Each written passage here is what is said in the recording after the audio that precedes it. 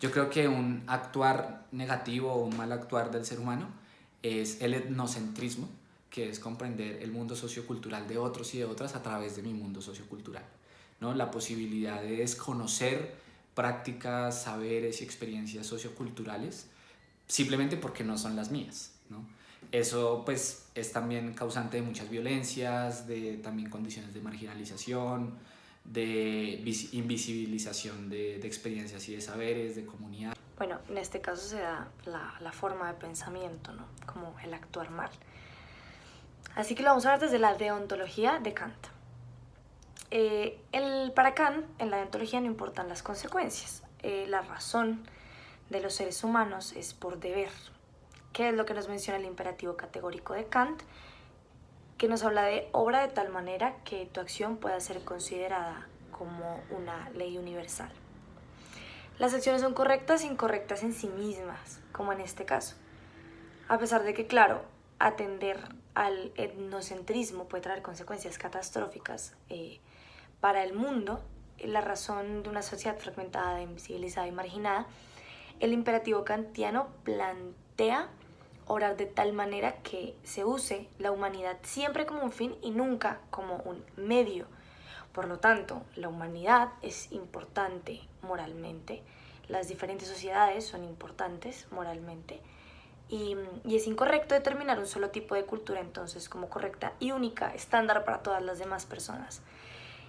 Y no tenemos esta obligación porque resulte beneficioso, sino porque sería incorrecto no tenerlas.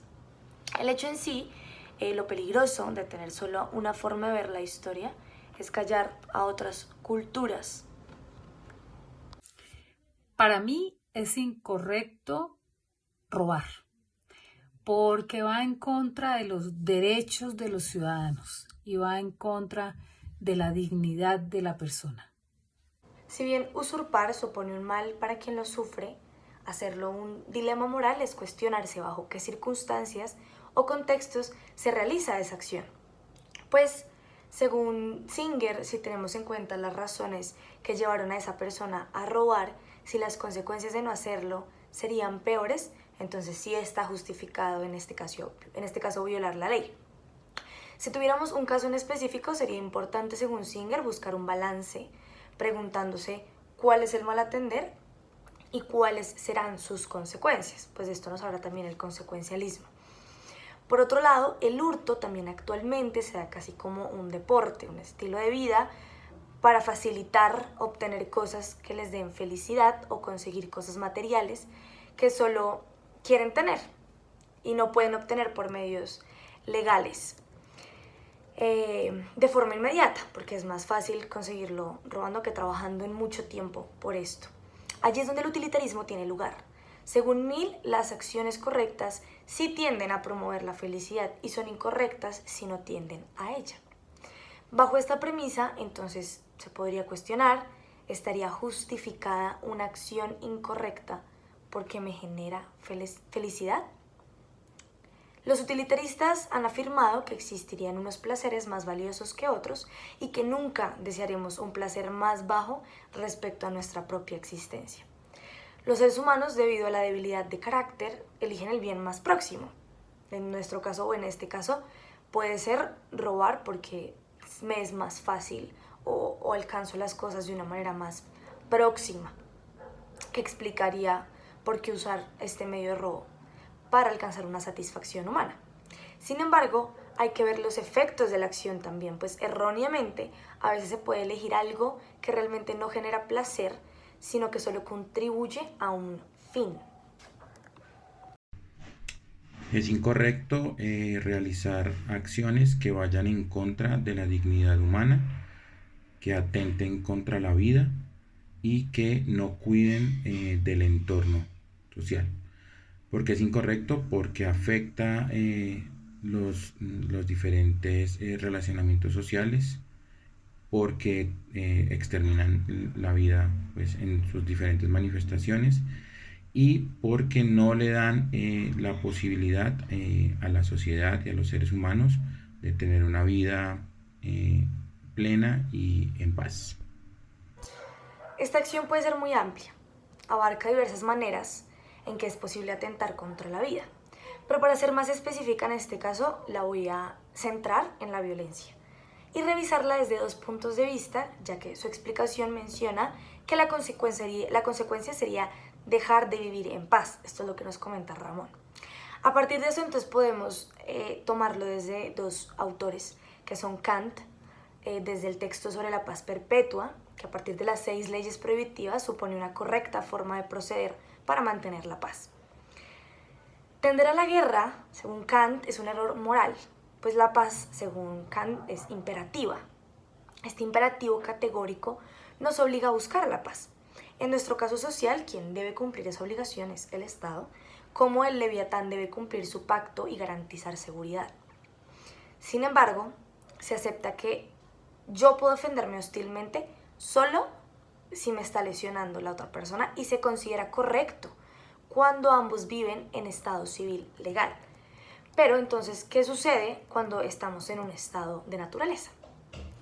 Al estar junto a mí, en facto, pero si por la carencia de leyes que regulen los comportamientos a las personas y está siendo una amenaza para mí, yo puedo obligarle a entrar en un estado social legal, a apartarse de mí. Esta excepción, según Kant, se puede relacionar con Singer de esta manera. Al presentarse problemas de ética práctica en este tipo de casos, a raíz de que es inaceptable aquellas acciones que violenten o atenten contra la vida de otra persona, es posible cuestionarse entonces, ¿en qué situaciones podría estar justificada la violencia? Entendiendo que el ideal no es recurrir a la violencia como primera medida, sino buscar los medios más útiles que generen menos sufrimiento, pues buscamos esta felicidad. Para esta acción incorrecta, Singer diría que dependiendo del caso en que se dé, puede ser justificada la violencia, siempre y cuando sea la única y última opción. Pues es preferible, nos dice Singer, evitar un mal mayor a través de la violencia que permitir que suceda por no hacer nada. Esto sería violencia por omisión igualmente, que también se le llamaría entonces esto un absoluto pacifismo. Si contemplamos la idea de absoluto pacifismo y que debemos evitar todas aquellas acciones que, como dijo Ramón, no cuiden el entorno social, el problema estará entonces que no tiene en cuenta el momento en que se debe usar la violencia. Bueno, finalmente, entender la guerra no es algo sencillo y conlleva demasiadas particularidades y generalidades que a veces se salen de las manos, por ejemplo, de individuos dentro de un Estado. Si nos regimos en una sociedad por un Estado, va a ser muchísimo más complejo intervenir o facilitar o desvincular el conflicto armado en la misma sociedad.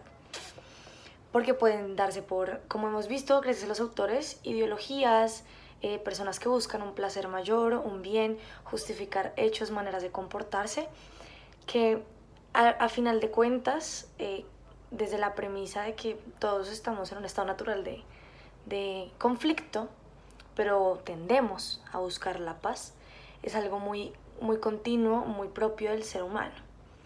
Entonces estos autores nos permiten de manera procesual analizar para cuestionar primeramente nuestra relación natural con el Estado y luego cuáles son estas relaciones con las personas, para más adelante, como en sociedad, equilibrar la paz. Principios y placeres, además.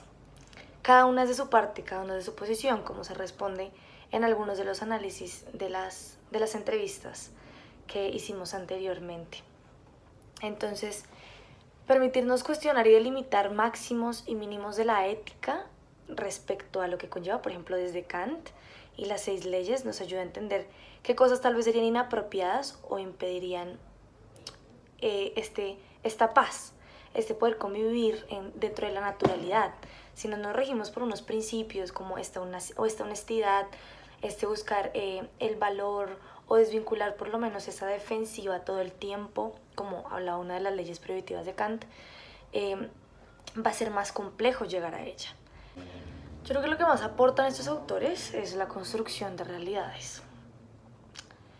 Y tiene efectos en la vida de la gente, no solo teóricamente, no solo a raíz de esto.